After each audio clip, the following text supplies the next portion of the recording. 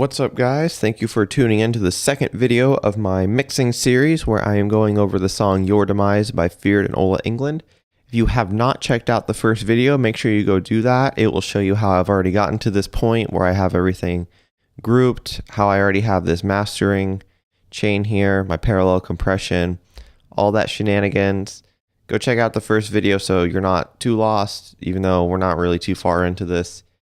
In this video, we're going to be going over how I am mixing the snare, the drum, or the kick, and the overhead mics. It might be a lengthy video, so I'm going to go ahead and just jump right into it. So for the snare, let's see. We've got a top, a bottom, and a trigger, which I have turned off right now because I'll bring that in later if I even need it.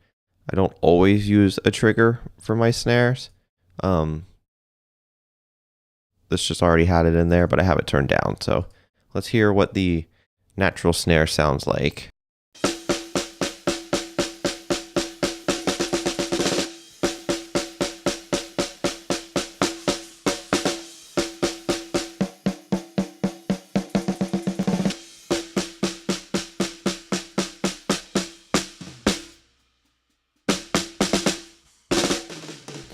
Alright, sounds really good. I like how it sounds. It's already got some nice crack to it. This top has a really good body. But it also has a lot of hi-hat in it. And now what a lot of people will do is just gate the shit out of their snare.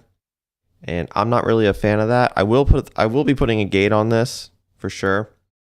Just because I like really quick, cracky snares. But I don't do it to the point where it's like just the transient. I don't like that.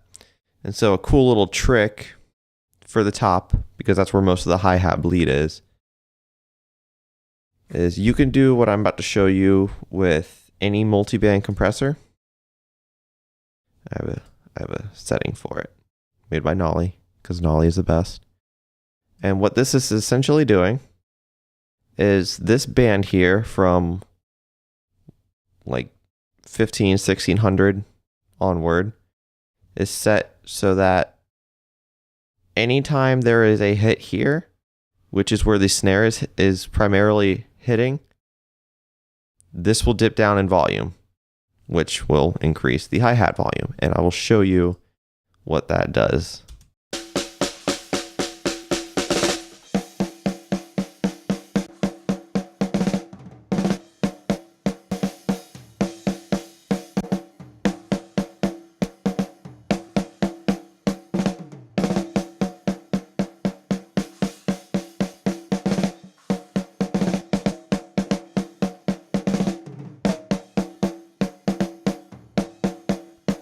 And as you can hear, like all the cymbal bleed has gone away. So now when I go to actually EQ the snare, I can boost as much top end as I want and not even have to worry about cymbal bleed. And this is a trick you can do with any multi-band compressor, at least that I've used so far. But I like this one because it's a lot more visual than like I think you can do it with like the Wave C4 and I think there's another Mic DSP. I don't know. This is the one I use. It works. If it doesn't work for any other ones, well, I'm sorry. Go buy this one. All right, I like how that sounds. I'm not going to EQ that one individually. It already has a nice body to it. I like the top to have most of the body of the snare, and it's already got that. So I'm going to leave that one as it is. Let's listen to the bottom.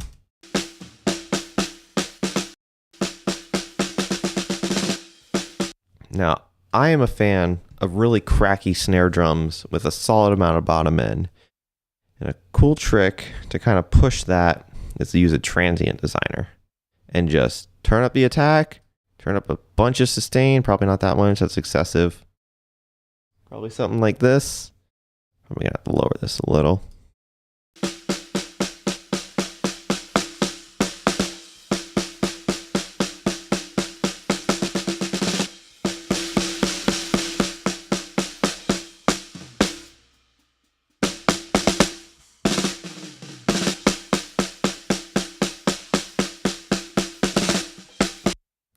I like that. I like extending the sound of the actual uh, the rattle. I like extending I call it rattle. I don't know if that's what it's called, but whatever. I like that.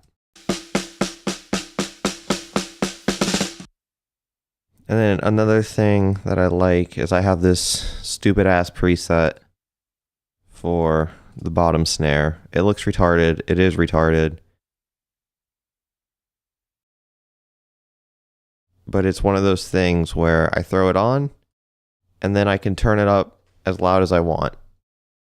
Because a lot of times if you just turn up the bottom snare, it kind of gets imbalanced with the top and then it's just too much. But this just kind of gets it to where I can turn it up as loud as I want.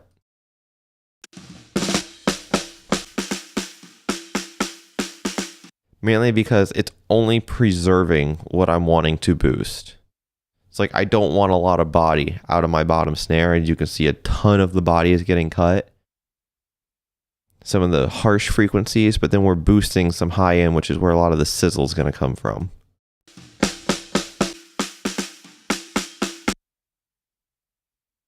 So let's hear those together. I'm going to bring the bottom one to 0. Oops. Sorry. Bring the bottom one to 0, and I'm just going to bring it up until I'm happy with the balance between the two.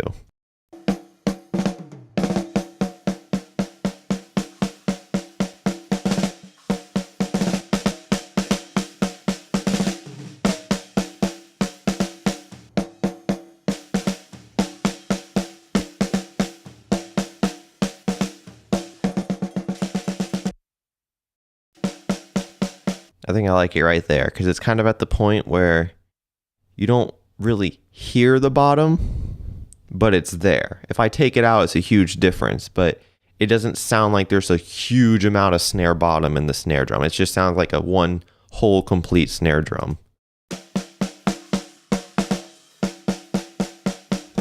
All right, I like that. So now I am going to move over to my snare bus because this is the point where the first thing I'm going to do is throw on a gate. And I have a setting for that. Snare gate. You can copy these settings if you want. They're awesome. This is a great compressor. I'm going to play with the threshold here until I get it kind of vibing where I want. This is a pretty tight gate. I have another gate that's a little bit looser. It's the Fab Filter one, but this is a metal song. I want a really tight snare.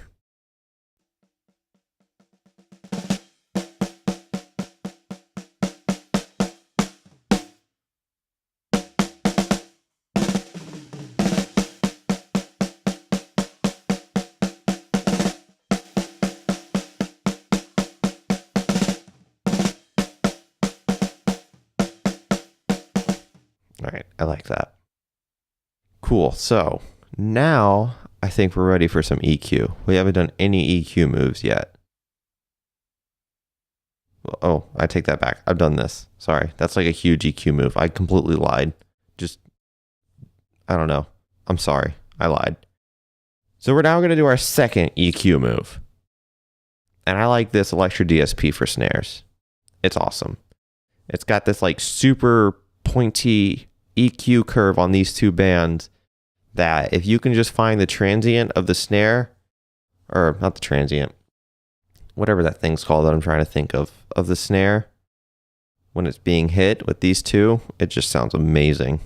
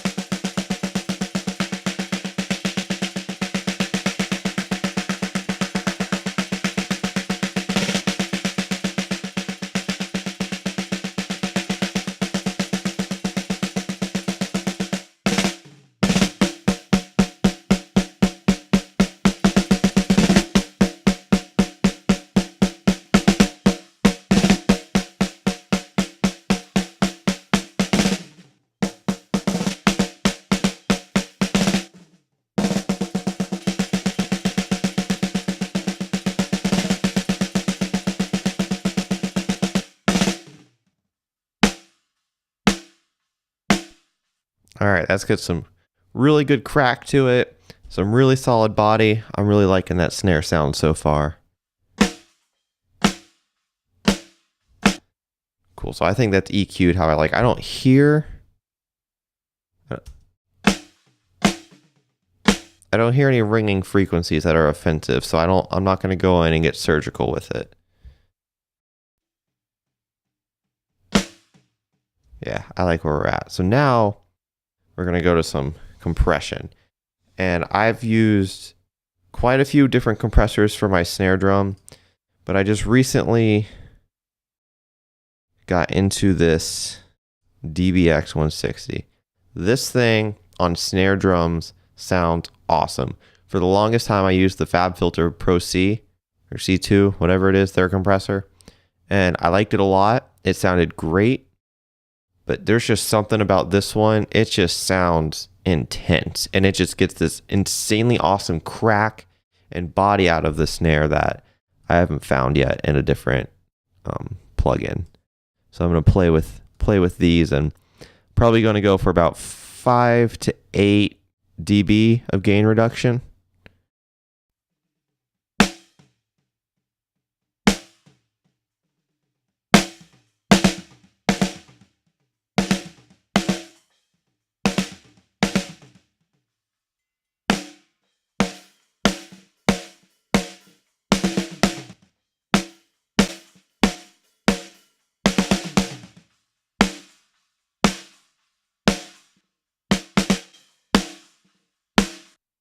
You can just hear it. It just makes it takes the snare and just makes it more. It's awesome. I love this plugin on snare.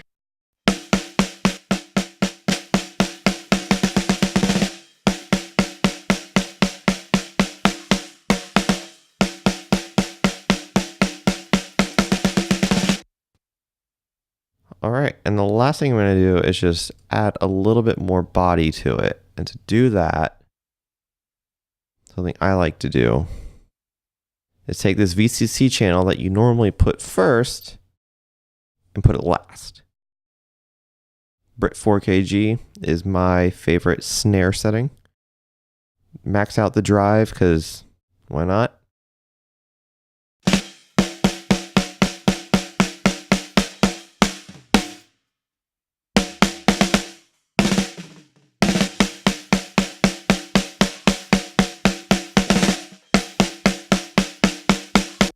All right, I think it's an awesome sounding snare.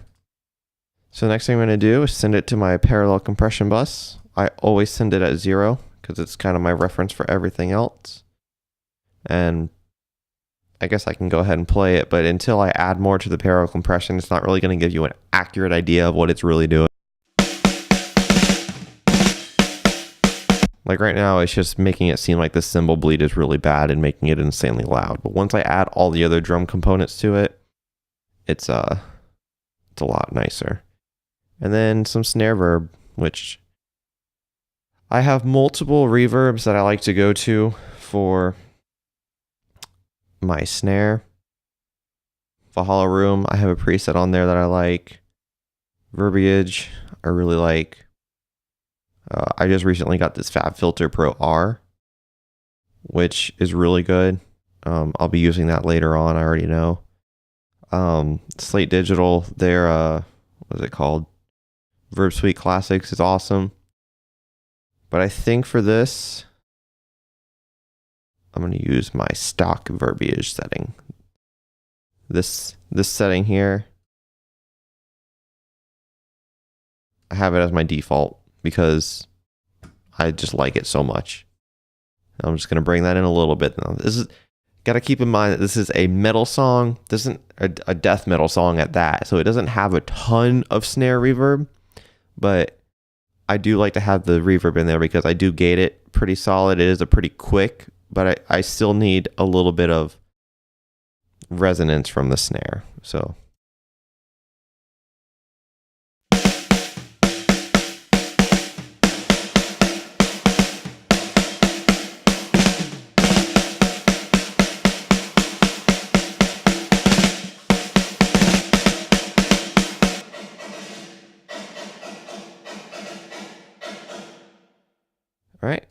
And that is going to be my final snare. That is going to be, or not the final. I don't know what I'm going to do with it later on, but for right now, I like how this snare sounds a lot. And that's with no sample. I just remembered we have a sample. I'm not even going to use it for right now. I like how this sounds.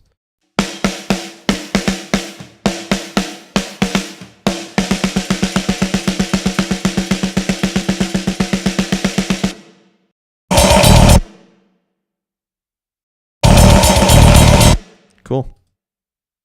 Let's move on to the kick. See what we're working with.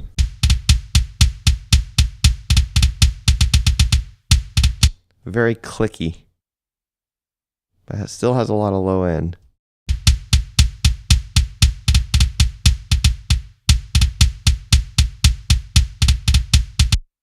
All right.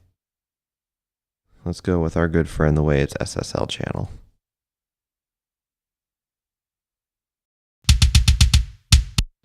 I'm just going to grab a preset and see what happens. Where does it say kick? Everyone else can probably see it, but I can't. There it is. That is insanely loud.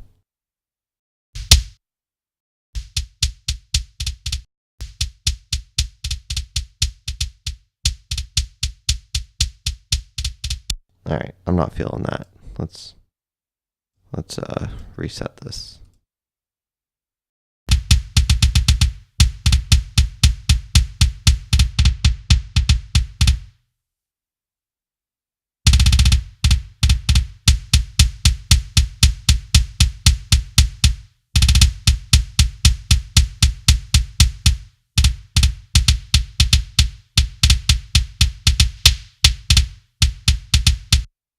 So what I'm looking for right now is I did this low pass because I did this boost to get more air into it.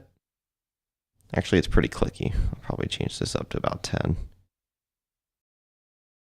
So that in doing this and doing this, they kind of balance out so where I can get more air out of the kick, but without having to really like go crazy with that clicky sound because it's already very clicky. I really don't want a lot more. Boosted a little bit of mids here because around 2 to 3K, even up to 5K, I kind of feel like that's where the kick drum is really going to punch through the mix. And I kind of like it sitting at 3. 2 to 3 is usually where I aim for.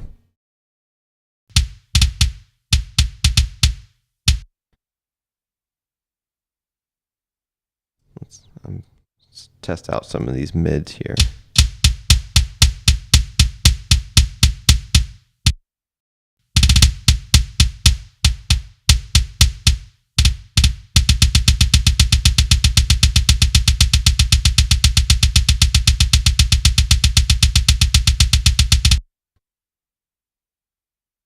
I'm going to do a bell at 60.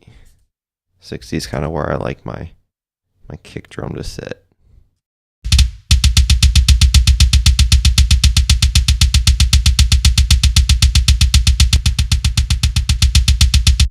All right, so as you can hear with that, essentially what I did is I added a little bit more air, added some mid-range where I liked the kick drum to cut through, took out some muddy mids that were just kind of annoying me, which made the kick drum sound a little bit deeper, and then boosted the low end to counteract some of this top end boost so it doesn't sound as intense.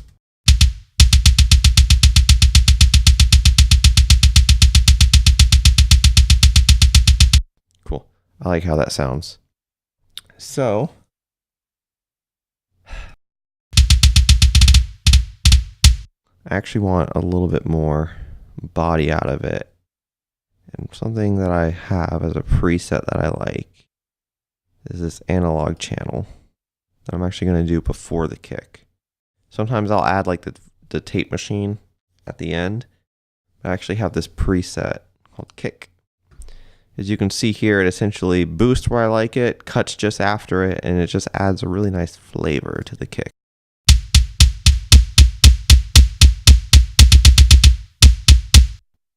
And it's really nice, and it's really loud now. Turn that down a little.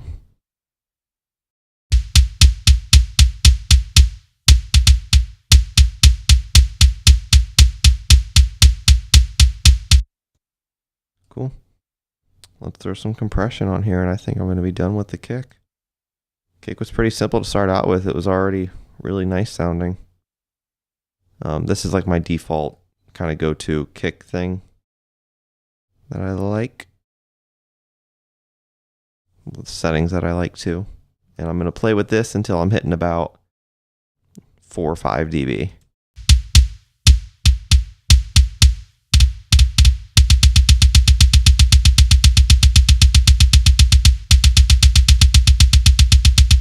And what that's essentially doing is it's taking the top end where it's really clicky, kind of flattening it and smoothing it out while still retaining it, and then just making everything more consistent so that the body kind of comes up and the clickiness smooths out. So it's a lot more satisfying to the ear.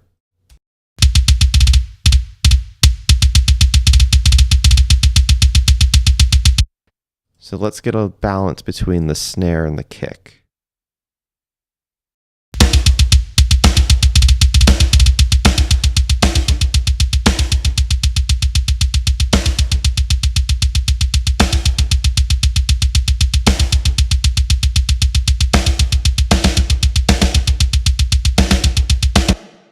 Awesome. All right, let's see how these overheads sound.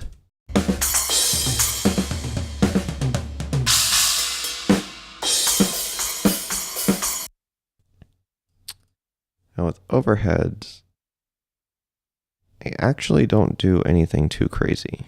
It's usually pretty simple with the overheads.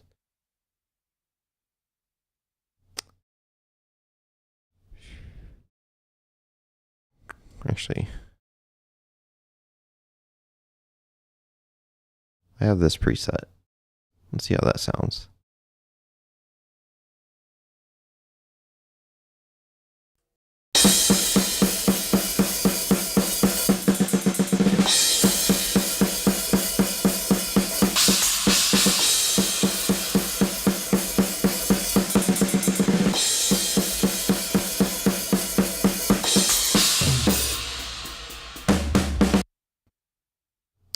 And that's why that's a preset. It just sounds really good. But there are some harsh frequencies that I'm hearing. So before that, because that's bringing up all the harsh frequencies, so I want to get rid of those before that. So there's this really cool plugin Drumforge came out with called DF Clarify. And what this does is it essentially takes your overheads, your cymbals, and it clarifies them. Crazy, I know. So I guess this is like a small review for that. I don't know. You click learn and then you clarify it however much you want. So I'm going to do that real quick.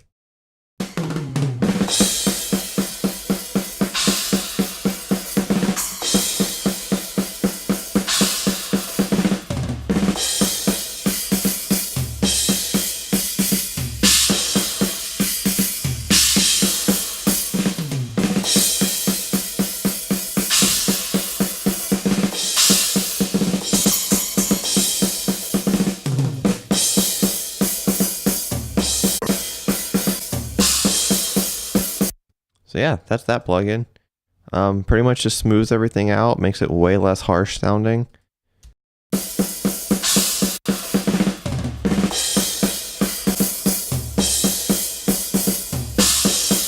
Yeah, it's a really nice plugin. I like that. And now that going into here,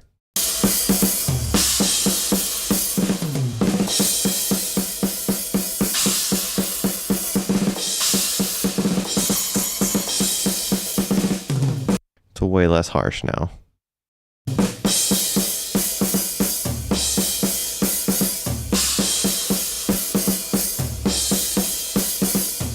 All right, I like that.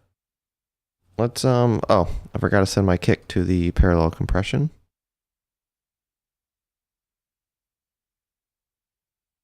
And I send a little bit of overhead to them too. Because now with those cymbals, it'll start to react how I want it to.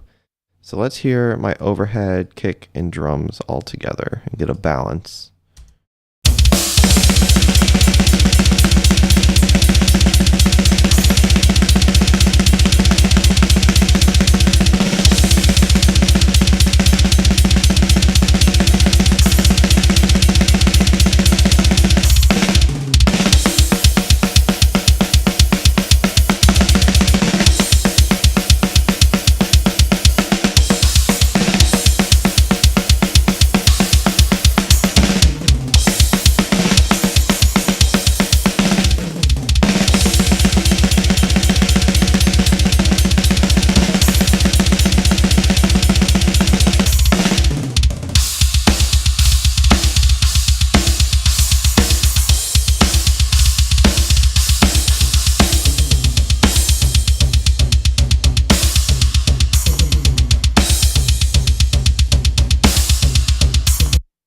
I think that sounds really good so far.